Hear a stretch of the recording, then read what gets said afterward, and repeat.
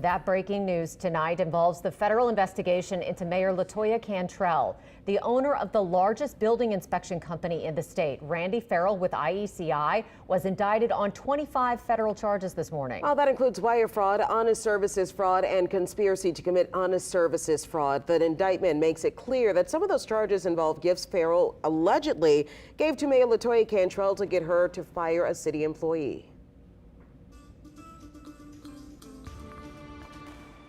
Who is Randy Farrell? Farrell owns the state's largest private building inspection company, IECI. In 2021, we reported that IECI was doing more inspections in New Orleans than the city's own in-house inspectors. Even though people pay IECI to do their inspections directly, Farrell's company has been closely intertwined with local governments. Building inspections in the city of New Orleans alone are worth millions to Farrell. And 9 months after our reports first aired, Farrell would plead guilty to conspiracy to defraud the IRS for failing to report income. Turns out 2 years before we started asking questions about IECI's dealings with the city, the deputy director of the city's Safety and Permits Office had been looking into questionable practices by IECI, Farrell, and some of his inspectors. Jennifer Cecil, deputy director of the Safety and Permits Office, was working to expose Farrell for allegedly falsifying electrical permits and inspecting his own work. The indictment against Farrell alleges he conspired to get Mayor Cantrell to fire Cecil.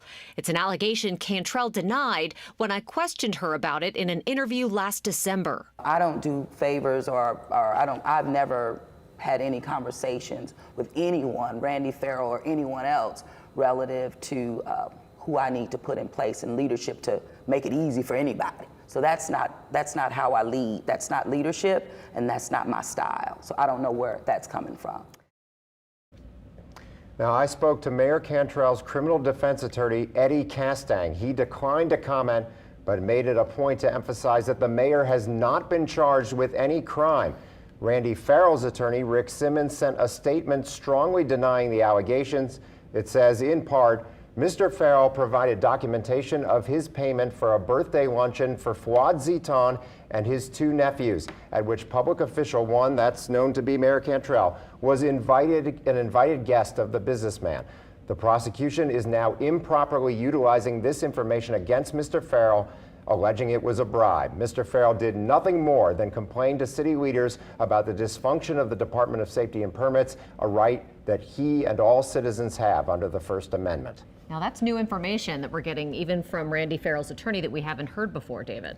That's right. They're saying that he did nothing wrong, that he may have provided things to certain people, but it was not with the expectation of anything being done in exchange. Now, this indictment is 25 counts against Randy Farrell. He is the leading inspector, private inspector of buildings in the city. He gets most of that work to do it on behalf of the city. These charges allege a couple of things. One is fraud involving permits that can lead to safety problems, as you explained, and the other problem is that they're alleging that he got involved into dealings with Mayor Cantrell, providing things of value, championship game, NFC championship game tickets, other things of value to Mayor Cantrell in exchange for her getting rid of that city official that you asked her about just last December. Yeah, now that investigation that was going on into Randy Farrell is, I guess, the motive for all of this happening, right? Tell us a little more about that. Right, so the investigation looks at his involvement with city permits,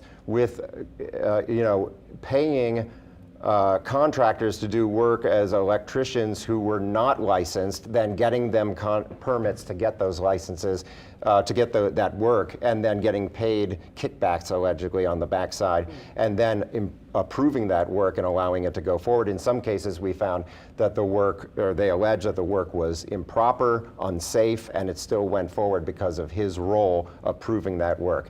And when somebody was about to catch him doing that, that's when he started giving things of value, allegedly, to the mayor. And we're hearing now that there is, in the indictment, it says public official 2. Our sources are telling us that that is the chief administrative officer, Gilbert Montano.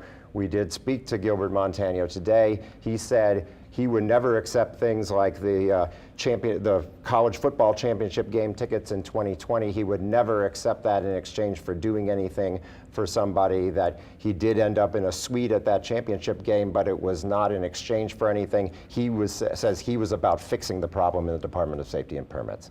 Okay, David, thanks so much. We appreciate your reporting. We'll hear more from you at 6.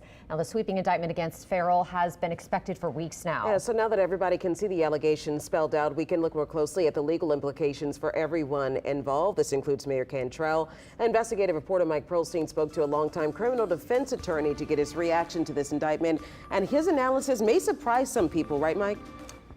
Well, that's right, Charisse. While this 25-count indictment against Farrell strongly implicates that the mayor was part of some kind of honest services fraud conspiracy, that is an important count against Farrell, that getting enough evidence to also indict the mayor is another story. I spoke to longtime criminal defense attorney Craig Mordock, and his analysis is that federal authorities still have a lot of work to do, both connecting the dots to the mayor as well as keeping any charges within a 5-year statute of limitation for these particular charges. I think they think she's in a better position than maybe everybody thought she was, just based on what's publicly available right now. Obviously, there are things none of us can know about. Now, what Mordock is referring to that may be happening behind the scenes are potential witnesses or even unindicted co-conspirators who may already be cooperating with the U.S. Attorney's Office to eventually reach the very high threshold to indict a sitting mayor. Katie and Charisse? All right, so much more to come on that. We will continue to have coverage of this investigation. Look for all of the latest updates on our website, our free smartphone app, and our social media pages.